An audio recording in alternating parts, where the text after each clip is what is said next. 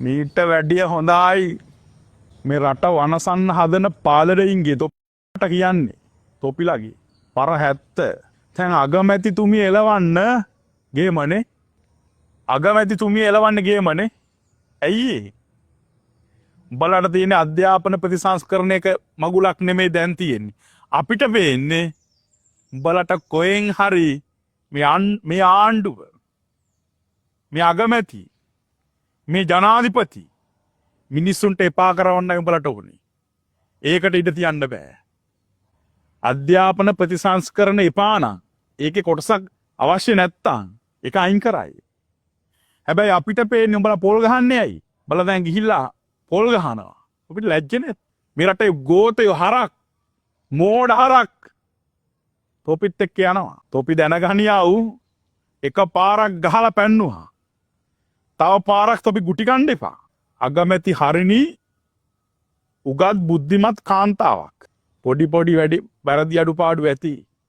ඔය ගණින්හන්සේලාටත් කියන්නේ මිහින්තලේ වනචාරියා ලාල්කාන්තගේ භාෂාවෙන් මිහින්තලේ වනචාරියා උලපනේ උඹත් එක කරන ඉන්ටර්විව් අමතිස මහත්තයත් එක්ක එහෙම කරන ඉන්ටර්විව් බලාගෙන හිටියාම හරි දැන් පේන්නේ උඹට තියෙන්නේ වෙනම අමාරු උලපනේ උඹට කියන්නේ උඹට තියෙන්නේ දැම්මද දරුත් මාධ්‍ය සාකච්ඡාවක් යනවා මුන් දැන් මේකේ බොරදියේ මාළු බාන්න හදන්නේ හරි බොරදියේ මාළු බාන්න මුන් හදන්නේ උලපනේ ඉස්සරලා අබේ සිංහලා හතර වටින් වට කරලා ගහන්නේ මේ අගමැතිට නෙමෙයි මේ ආණ්ඩුවට ගහන්නේ හරි අපි සියල්ල බලාගෙන ඉන්නේ සමස්ත කාන්තාවම පෙනී සිටිය අගමැති වෙනුවෙන් ලාල්කාන්ත නියමයි වනචාරී අපි එකට කැමති හරි මේ හරි මුන් හිතාගෙන ඉන්නේ අපි මොක්කු කියලාද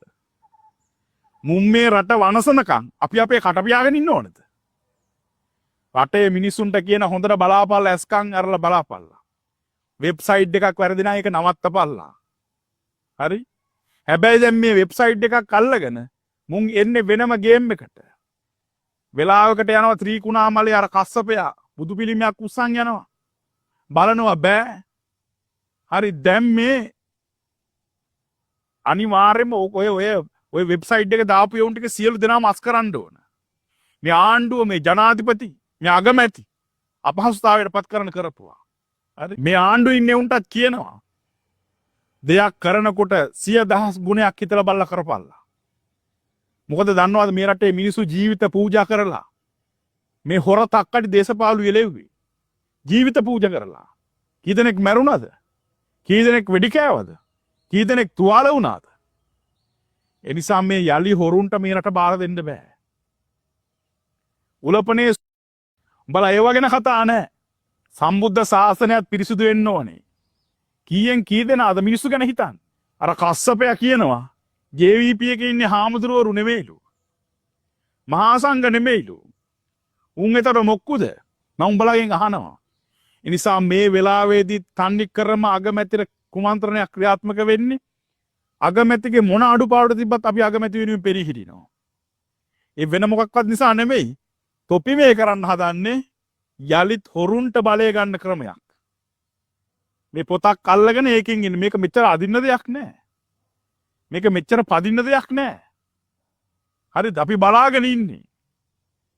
කරුණා කරලා ජනාධිපතිට කියන්නේ මේවා දාන අරව ගහන එකෙකුට සමාව දෙන්න බෑ ඔක්කොම අත්අඩංගුවට ගන්න CID එක ගත්තා දැම්ම ඇතුළට. කේස් ඉවරයි. එහෙම නැතුව නම් ජනාධිපතිතුමෝ මේ රට හදන්න අමාරුයි. ටිකක් කඩුව අරගෙන එහාට මෙහාට පොඩ්ඩක් වණන්න වෙයි. නායක කියලා පෙන්වන්න වෙයි. ඒකෙන් තමයි මුන් මේ ප්‍රයෝජන ගන්න.